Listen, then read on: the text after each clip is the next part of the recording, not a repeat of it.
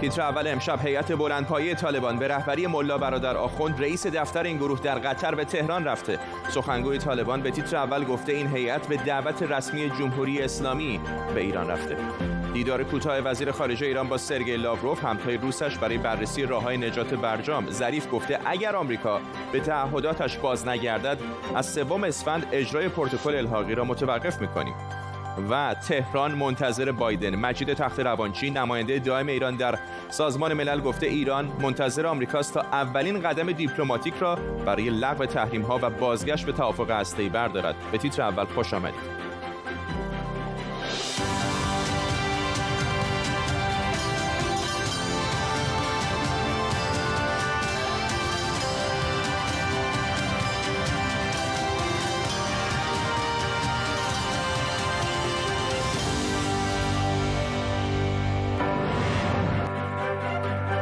سلام به شما. هیئت بلندپایه طالبان به دعوت رسمی وزارت خارجه ایران وارد تهران شده. این سفر در حالی صورت گرفته که محمد جواد ظریف پیشتر در مصاحبه‌ای با شبکه طلوع افغانستان گفته بود که ایران طالبان رو هنوز یک گروه تروریستی میدونه. وزارت امور خارجه افغانستان هم در بیانیه اعلام کرده که ایران افغانستان رو در جریان این دعوت قرار داده.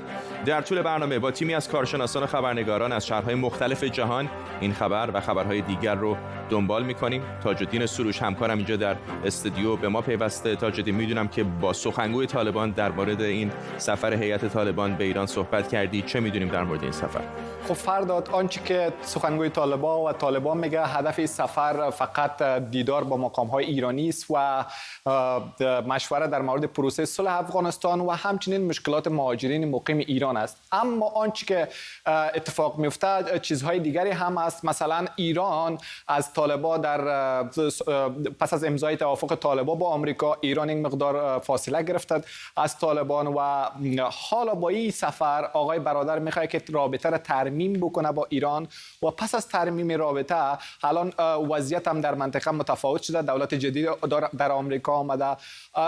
ایران میخواد که بازی دوگانه را در راه بیندازه که هم از طالبان سود ببره و هم از دولت افغانستان. ما میدونیم که رابطه ایران با دولت افغانستان در این روزها رابطه بهتری است و همزمان رابطهش با طالبان هم حفظ کرده.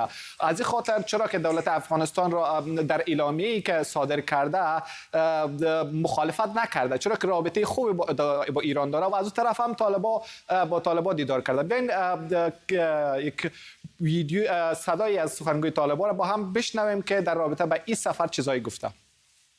امروز معاون سیاسی امارت اسلامی افغانستان و رئیس دفتر سیاسی محترم ملا برادر آخوند با هیئت همراهش به دعوت رسمی جمهوری اسلامی ایران وارد این کشور گردید. هیئت امارت اسلامی افغانستان با مسئولین کشور همسایه پیرامون روابط دو کشور، وضعیت مهاجرین افغان در ایران و وضعیت فعلی سیاسی و امنیتی افغانستان و منطقه بحث‌های خواهد داشتند. چطور دولت افغانستان می‌بینه این مذاکرات رو؟ خب آنطوری که من در اعلامیه دولت افغانستان خواندم، فرداد دولت افغانستان یک اعلامیه محتاطانه صادر کرده و گفته که جمهوری اسلامی ایران از جمهوریت در افغانستان حمایت میکنه، از روند دموکراسی حمایت میکنه و طالبان را وادار میکنه که تا به این خواست دولت افغانستان تن بده. اما چیزی که ما میدانیم چیزی متفاوت‌تر از این است. جمهوری اسلامی رابطه مستقیم با طالبان داره و با طالبان رابطه حسنه سابقه داره. تجارت مواد مخدر که قبلا ملا منصور رهبر پیشین طالبان در ایران سفر داشت، اینها هم پیچیدگی‌های رابطه ایران با طالبان و ایران با دولت افغانستان است که همه از اینا در حال پیشرفت است و دولت جدید آمریکا تاثیرش با گفته میتونیم که برجام، البته در شرایطی که ما داریم، ایران با استفاده از فرصتی که در آمریکا آمده میتونه که از طریق طالبان گفتگوها را پیشرفت بده و از طریق ازی بتونه که توافق برجام هم به دست بیاره. ممنونم از تاج‌الدین سروش همکارم اینجا در استودیو. اتفاقا سفیر ایران در افغانستان هم صحبتی کرده با تلویزیون طول. اجازه بدید بخشی از اون رو هم بشنویم. طالبان بخشی از واقعیت افغانستان هستند که باید به ساختار کشور افغانستان، ساختار موجود کشور افغانستان برگردند. ما تمام تلاشمون این هست که مذاکرات بین الافغانی از زندان برخی کشورهای خاص خارج بشه و به ریل واقعی خودش برگرده و ما در تعامل و گفتگو با مقامات دولت افغانستان اونها رو در جریان همه رفت و آمد طالبان به ایران قرار دادیم. بهادر امینیان بود سفیر ایران در کابل. محمد شفیق همدم مشاور ارشد پیشین ناتو در افغانستان و تحلیلگر مسائل افغانستان از واشنگتن دی سی با ماست. آقای همدم، در حالی که طالبان از یک طرف دارن با آمریکایی‌ها در قطر مذاکره میکنن، یک هیئت دیگری هم آمده به ایران و داره با مقامات جمهوری اسلامی مذاکره میکنه. این چه پیامی میده هم به دولت افغانستان و هم به آمریکا؟ البته پیام ناخواستی است که ایران هنوز هم به ایالات متحده آمریکا و متحدینش نشان میده که ظرفیتی را داره که روند مصالحه و پایان جنگ افغانستان مختل کنه و یا هم تلاش داره که روند مذاکرات قطر به یک نحو متضرر بسازه و البته موقف ایران آشکار است، میخواد که با حکومت جدید آمریکا که علاقمندی کمتر به دفتر قطر دارن وانمود بسازه که ایران هم نفوذ داره.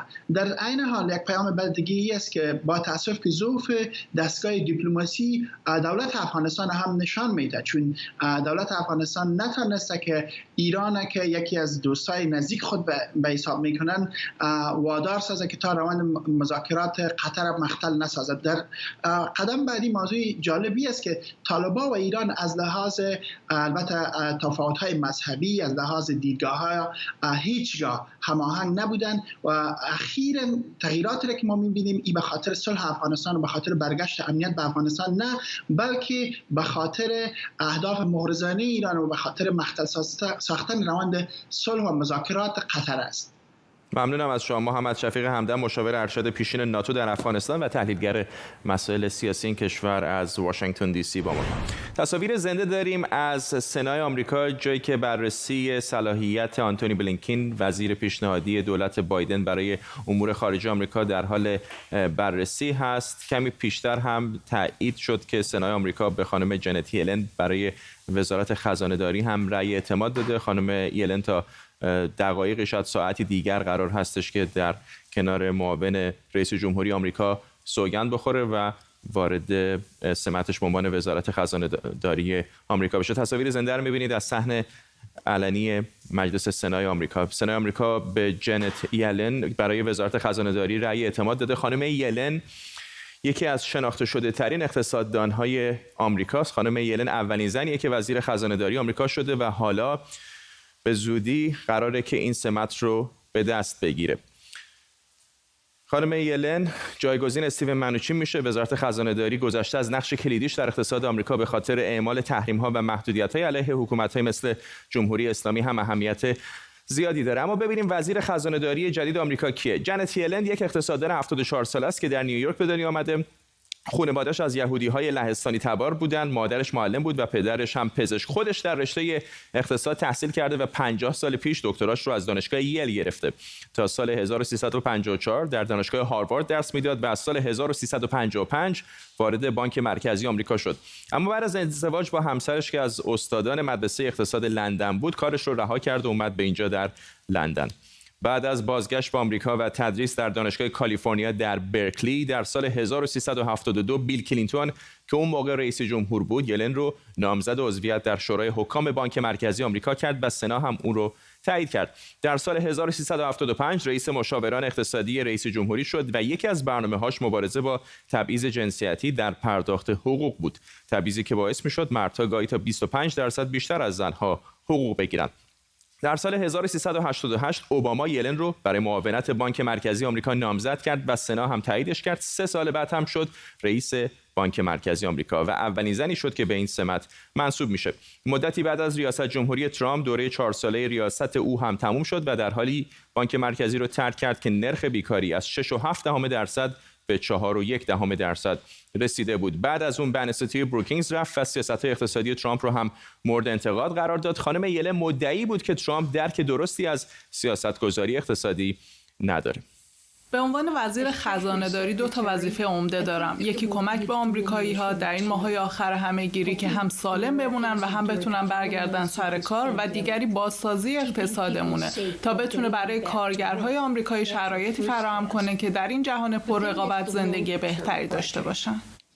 9 آذر ماه جو بایدن رئیس جمهوری جدید آمریکا یلن رو برای سمت وزارت خزانه‌داری نامزد کرد که 6 بهمن به تایید سنا هم رسید و تا ساعتی دیگر هم سوگند یاد خواهد کرد. آرش آرامش حقوقدان و کارشناس امنیت ملی از لندن با ماست. آقای آرامش، موقعی که خانم یلن به سمت ریاست بانک مرکزی آمریکا رسید، مسیر اقتصادی آمریکا به سمت مثبتی داشت پیش میرفت، رشد اقتصادی فراهم بود. الان شرایط کمی پیچیده‌تر هست با توجه به بحران کرونا. چه وزارت خزانه‌داری رو خانم یلن داره در واقع مدیریت خواهد کرد از اینجا به بعد؟ اولویت‌های اصلی رئیس جمهور هم مبارزه با کرونا است و بعد از اون هم یا به قول معروف همونطور هم قطار با اون مسئله اقتصاد ایالات متحده است. وزیر خزانه‌داری هماهنگ و بسیار نزدیک کار خواهد کرد با رئیس بانک مرکزی، هرچند خب رئیس بانک مرکزی منصوب وزیر خزانه‌داری نیست، منصوب رئیس جمهور هست مستقیما، اما بالاخره وزیر خزانه‌داری در مورد سیاست‌های مالی داخلی و سیاست‌های سوبسیدی، یعنی دادن پول نقد به مردم، دادن ارزم بزرگ شما وجه‌های نقدی برای کمک به مردم و دادن مثلا معافیت‌های مالیاتی نقش مستقیم داره. اما از اون طرف هم در مورد مسائل سیاسی، سیاست خارجی، همونطور که میدونید خب سازمان یا وزارت خزانه‌داری ایالات متحده نقش مستقیمی داره در قرار دادن افراد حقیقی و حقوقی و شرکت‌های مختلف در مورد لیست تحریم‌ها و همچنین کشورها و دولت‌های مختلف و کارگزارانمون. به خاطر همین وزارت خزانه‌داری هم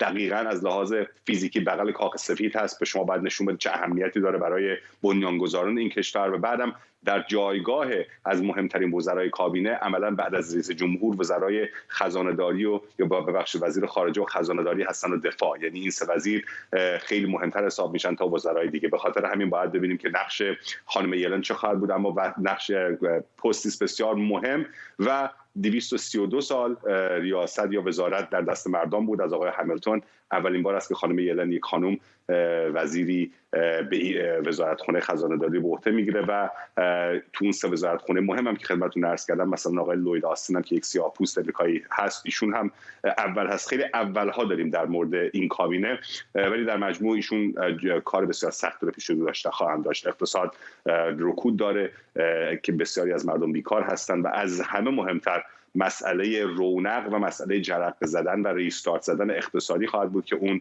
اقتصاد رو دوباره احیا بکنه و خب خانم یلن از اون طرف باید ببینه که در سنا و در مجلس نمایندگان جمهوری خواهان چه مخالفتی با ایشون خواهند کرد با سیاست‌های اقتصادی، ولی خب ایشون هم تازه کار نیستن و بالاخره در این راه چند پیرنگ رو پاره کردن. ممنونم از شما. آرش آرامش حقوقدان و کارشناس امنیت ملی از لندن با ما. محمد جواد ظریف وزیر خارجه ایران امروز به روسیه رفته و با همتای روسش لاوروف دیدار کرد. وزرای خارجه ایران و روسیه خواستار نجات برجام شدند و گفتند در مورد مسائل منطقه‌ای و بین‌المللی هر دو کشور دیدگاه‌های مشترکی دارند. مجلس شورای اسلامی به عنوان دستگاه قانون‌گذاری کشور یک مصوبه‌ای رو تعیین کرده که بر اساس اون مصوبه ما موظفیم برخی اقدامات رو انجام بدیم. یکی از اونها تولید اورانیوم 20% بوده که شروع شد. دیگری پایان دادن به اجرای پروتکل الحاقی هست که از روز 21 فوریه عملیاتی 21 تا 23 فوریه باید عملیاتی بشه. ما طبق قانون موظفیم این کار رو انجام بدیم. اما اگر تا اون زمان اقدامات مناسب برای بازگردوندن روابط اقتصادی ما صورت بگیره، یعنی آمریکایی‌ها تحریم‌هاشون رو پایان بدن، مداخلهشون رو در روابط اقتصادی ایران و دنیا پایان بدن و ما نتیجه اون رو ببینیم، اون زمان هست که ایران به کلیه تعهداتش برمیگرده. محمد جواد ظریف بود وزیر خارجه ایران. مصدق پارسا همکارم از مسکو به ما پیوسته. مصدق، بیشتر بگو در مورد گفتگوهای وزیر خارجه ایران با همتای روسش. محور مشخص داشت گفتگوهای آقای ظریف و آقای لاوروف فرداد. از اون جمله خب بحث برجام همیشه هست، اصلا امکان نداره وزرای خارجه دو کشور ببینن در مورد برجام حرف نزنن. آقای لاوروف گفت که نجات برجام در حال حاضر کلیدترین مأموریت هست برای هر دو کشور همچنان یک پیمان و توافقنامه حفظ امنیت اطلاعات سایبری بین دو کشور به امضا رسید که در زمینه پیگیری جرایم سایبری و همچنان پیگرد قضایی این متهمان به این جرایم بین دو کشور کمک خواهد کرد و همچنان در زمینه ملی و بین المللی و منطقه‌ای دو کشور در زمینه امنیت اطلاعات با همدیگر همکاری خواهد کرد. مسائل منطقه‌ای قره‌باغ، لبنان، افغانستان، یمن، سوریه، اینها هم مسائلی بودند که بین هم صحبت کردند، ولی مهمترین چیزی که خبر تازه تری بود در بحث های آقای ظریف این بود که علاقمندی ایران به خرید واکسن اسپوتنیک وی روسیه و همچنان آمادگی و امیدواری ایران برای اینکه بتونه زمینه‌ای را فراهم کنه که این واکسن را مشترکاً با شرکت‌های روسی در داخل ایران تولید بکنه. آقای ظریف گفت که واکسن اسپوتنیک وی از نظر مسئولان بهداشتی ایران تایید شده و ایران به زودی آمادگی داره تا این واکسن را هم خریداری بکنه و هم در زمینه تولیدش کار بکنه. گفت که نمایندگی دیپلماتیک ایران در روسیه که سفارت این کشور هست گفتگوها و همکاری‌های را در این زمینه آغاز کرده با ایران و این همکاری‌ها دوام داره تا زمانی که بتونن این واکسن را به ایران هم بیارن. مصدق پارسا در مسکو، ممنونم از تو.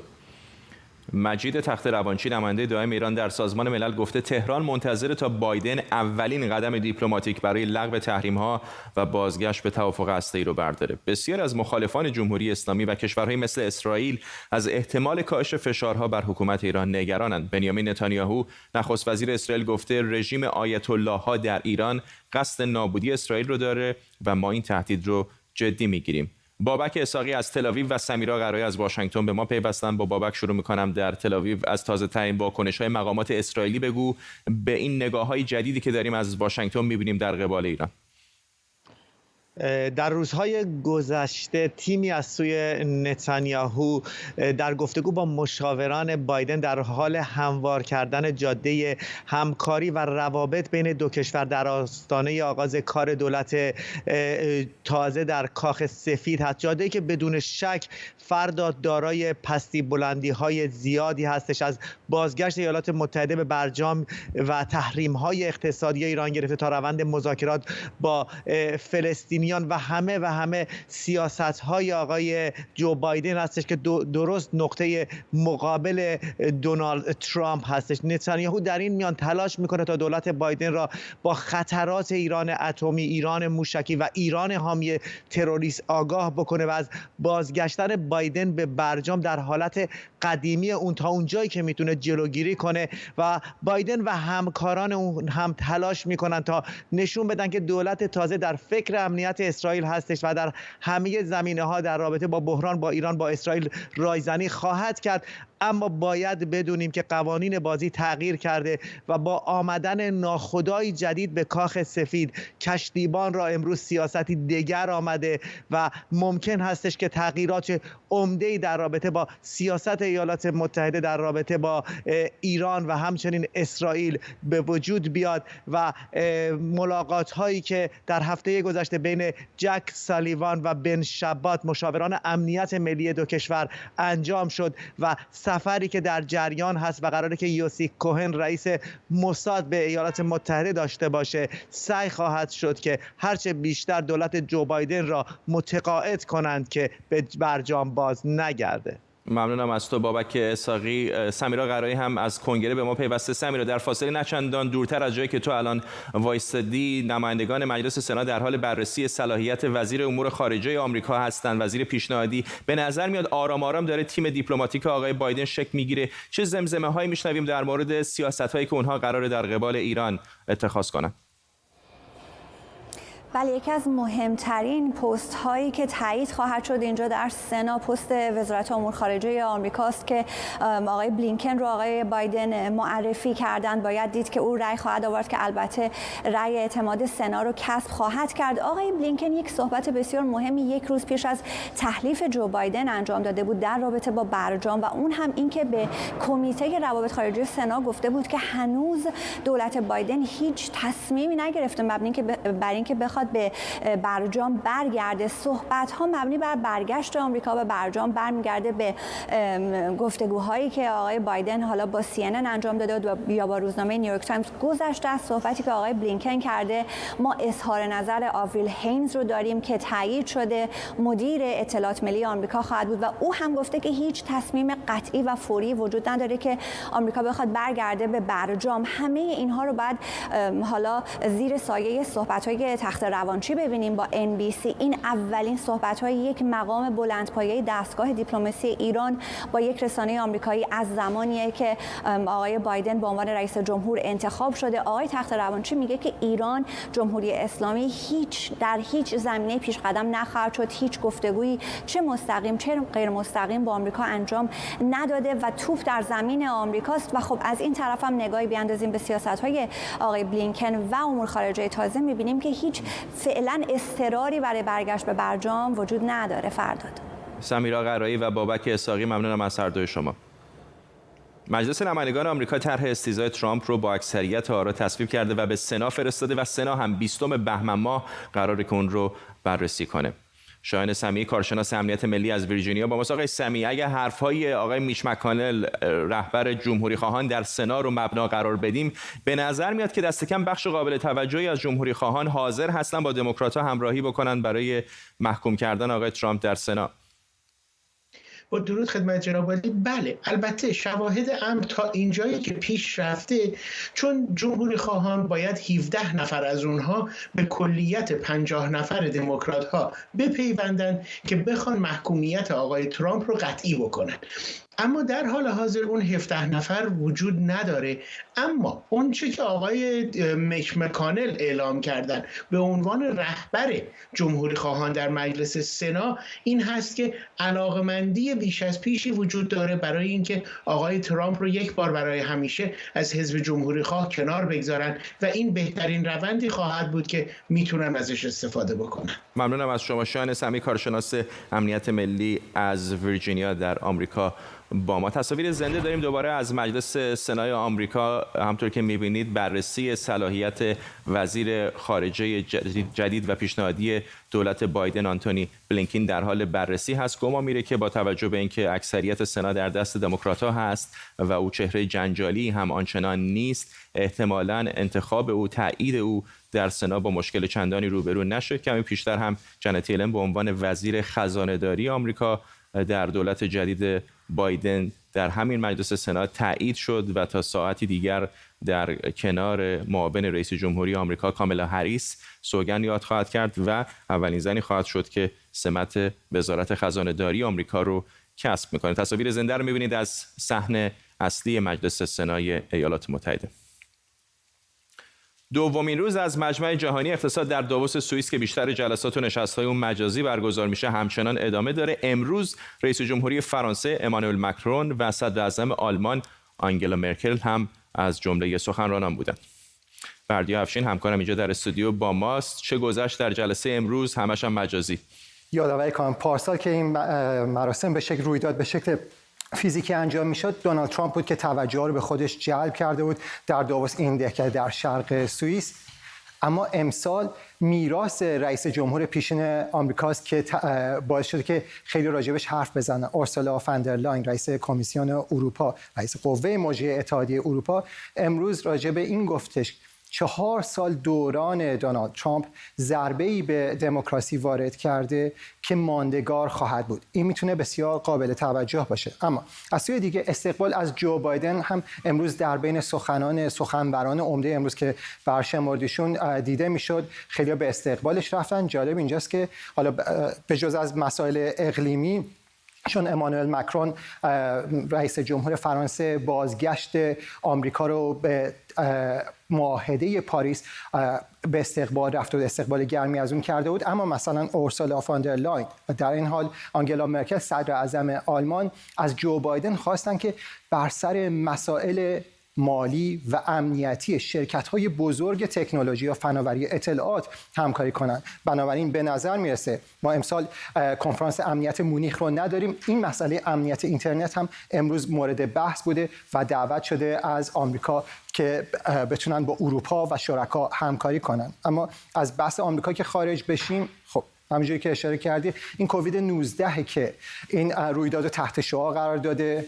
پارسال این موقع هیچ کس فکرش نمی‌کرد همچین اتفاقی بیفته. یک مشکل چینی بود اما مشکلیه که ماندگار خواهد بود و بحث بر سر اینکه چگونه از این بحران خارج بشیم، چه راه حل‌هایی وجود داره، چگونه اقتصاد به اون پاسخ میده و اینکه چه تأثیری خواهد گذاشت بحث عمده بوده. واکسیناسیون تنها راه حل برون رفته، این چیزی که امروز آنگلا مرکل روش تاکید داشته، مثل همینطور سیرو راماپوزا رئیس جمهور آفریقای جنوبی، و گفتن که باید به صورت برابر همه کسان بتونن از واکسیناسیون بهره بگیرن. و البته سخن کوتاه کنم اینجا بگم که بحث حتی بر سر تغییراتی که این همه‌گیری بر سر مسائل مدیریت شهری یا مسائل آموزش ایجاد خواهد کرد امروز شده بود. ممنونم از تو. بردی افشین، اشاره کردی به بحران کرونا. همین حالا هم اتفاقا نخست وزیر بریتانیا بوریس جانسون در حال صحبت هست در کنار تیم مدیریت کرونا. آقای جانسون کمی پیشتر گفته که واقعا نمیشه تصویر درستی داد از